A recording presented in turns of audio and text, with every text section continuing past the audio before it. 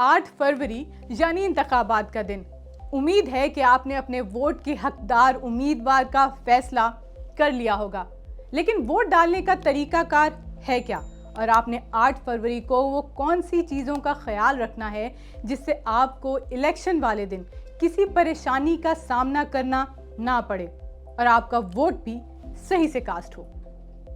सबसे पहले आपका कौमी शनाख्ती कार्ड, जो सबसे अहम है, जिसे आप ये हक हासिल रखते हैं कि आप पाकिस्तान में होने वाले इंतखाबात में इसके मुस्तकबिल का फैसला कर सकते हैं।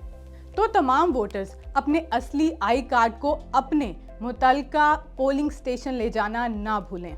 अगर आपके शनाख्ती कार्ड की मुद्दत ख़त्म हो गई है तब भी वो चल सकता है, मगर इसके अलावा कोई और दस्तावेज़ात मसलन पासपोर्ट या ड्राइविंग लाइसेंस वगैरह काबिल कबूल नहीं है। शनाख्ती कार्ड की फ़ोटो कॉपी भी नहीं चलेगी।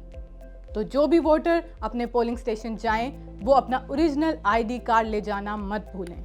आपका वोट किस हलके में है और दीगर मालूमात हासिल करने के लिए आपने सिर्फ 8300 पर अपना आईडी कार्ड नंबर SMS करना है और चंद ही लम्हों में आपको जवाबी मैसेज के जरिए आपका सूबाई और कौमी हलका नंबर, घराना नंबर, सिलसिला नंबर, शुमारियाती ब्लॉक कोड और पोलिंग स्टेशन का नाम मौसूल हो जाएगा।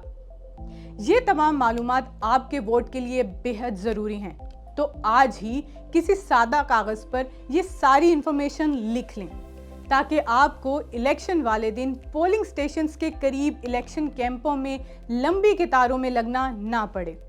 लेकिन अगर आप ऐसा नहीं करते तो उस सूरत में भी परेशान होने की ज़रूरत नहीं है। आप उसी दिन पोलिंग बूथ के पास कायम किए गए इलेक्शन कैंप से पर्ची बनवा सकते हैं।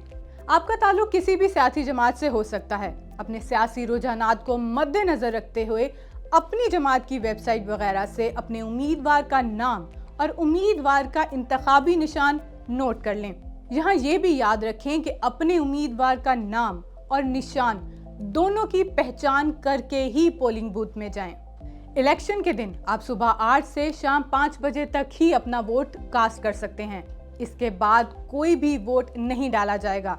तो वक्त की पाबंदी करते हुए वोट कास्ट करने के लिए अपने पोलिंग स्टेशन पहुंच जाएं, अपनी मालूमाती पर्ची और असल शनाख्ती कार्ड के हमरा। इसके बाद पोलिंग अमले से अपनी शनाख्त करवाएं और 2 अदद बैलेट पेपर हासिल करें। याद रखिए, कौमी असम्बली का बैलेट पेपर सब्ज रंग जबकि सूबाई असम्बली का बैलेट पेपर सफेद रंग का होगा। बैलेट पेपर्स के पीछे स्टैंप और दस्तखत चेक कर लें। स्टैंप या दस्तखत की गैर मौजूदगी में पोलिंग अमले को मुतला करें। बैलेट पेपर पर अपने उम्मीदवार का नाम और निशान दोनों देखकर उस पर मोहर लगाएं, लेकिन इसे फोल्ड करने में जल्दी ना करें। फोल्ड करने से पहले उसकी स्याही को चंद सेकंड्स के लिए खुश्क होने दें ताकि उसकी स्याही किसी और निशान पर ना लग जाए, क्योंकि इस तरह आपका वोट कैंसिल हो सकता है। और आखिर में बैलेट पेपर्स को दाएं से बाएं या फिर बाएं से दाईं तरफ तय करके मुतल्लिका डब्बे में डाल दें।